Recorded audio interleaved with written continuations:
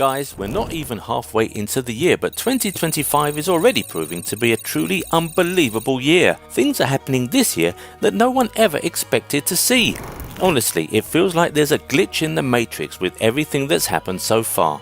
Why do we say this? Well, come with us as we give you 10 reasons why 2025 is the craziest year for English football.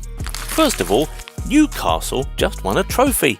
This is the first time they've ever won the League Cup in their 144-year history. It's their first domestic trophy in 70 years and their first trophy of any kind in 56 years. And to make that a bit crazier, they beat Liverpool in the final, a team that had looked unbeatable for most of the season. Speaking of Liverpool, isn't it crazy that a team that finished at the very top of the new Champions League phase ended up crashing out in the very first knockout round? I mean, one of the major talking points of this new format was how first and second place teams could not meet each other until the final, but Liverpool ended up stumbling at the first hurdle. More so, a team that fans and the media were tipping to complete the quadruple for the first time ever in the history of English football are now holding on to just one trophy. And you know the craziest part of all the exits? The FA Cup fourth round loss to Plymouth Argyle. And that leads us to our next point. Obviously, Premier League teams getting knocked out by lower league teams is something we've gotten used to in the FA Cup. It's the magic of the competition, as they say. But this year, it's like all the top teams were wiped out early in the competition, and that's something we haven't seen in years. I mean, only one top team made it to the quarter-finals of the FA Cup this year. Arsenal were out in the third round, Chelsea, Spurs and Liverpool out in the fourth round. And then Newcastle and Man United joined all them in the fifth round, leaving Man City as the only quarter-finalist that has won the FA Cup in the 21st century. By the way, a special shout out to Plymouth Argyle, who are rock bottom of the championship, but still somehow managed to knock out Brentford and Liverpool and score first against Manchester City. Crazy. Speaking of Man City, the form they have shown this season has been absolutely shocking. I mean, it's okay for one to fall off a bit after dominating the league for 4 straight years, but to the point where Champions League qualification is in doubt, where they couldn't even reach the round 16 of the Champions League, to the point where they're breaking all sorts of losing records, now that is just absolutely crazy. Pep has looked so clueless this season, and that was certainly not on our bingo card for 2025. Fair enough, the team has suffered some really damaging injuries, but what we have seen has definitely gone beyond just injuries alone, if we're being honest. Speaking of injuries, who would have thought that Arsenal would break a Champions League record despite missing 4 of their attacking players due to injuries? These guys went to the Netherlands and beat reigning Eredivisie champions PSV 7-1 in front of their own fans, becoming the first team to ever score 7+ goals away from home in a knockout game in the history of the Champions League. They were without Saka, Jesus, Martinelli and Havertz. They had to start Marino as the centre forward and Tierney played some minutes as a winger, but they did it. How?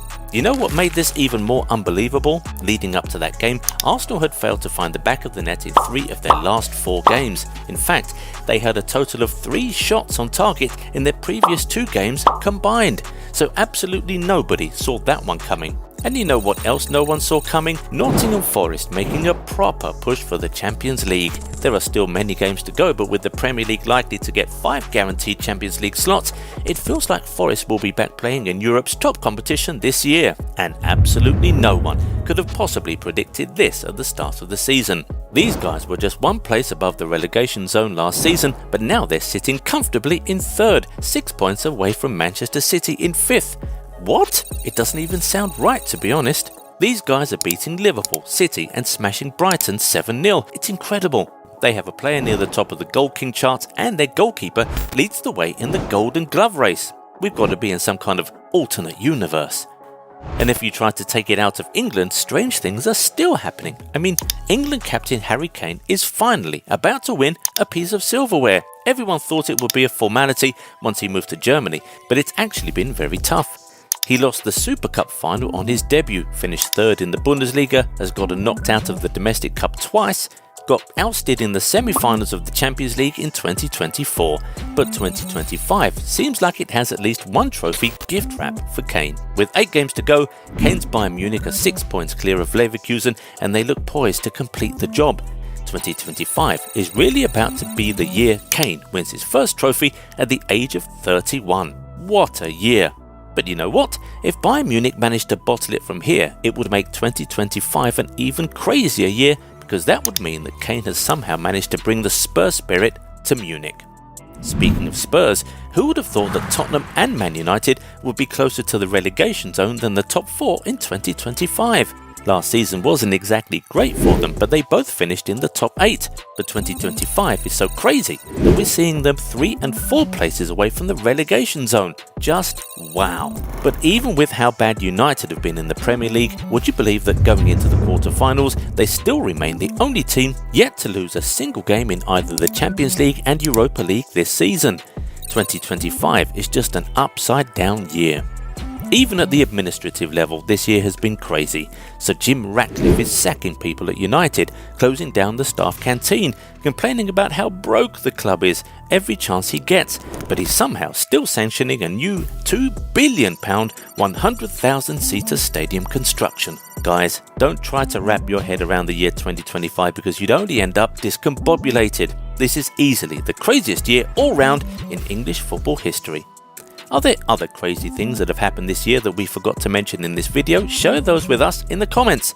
If you enjoyed the video, give it a thumbs up and subscribe to the channel. Also, turn on the bell notification so you never miss out on amazing content like this, and we'll catch you in the next one. Bye bye.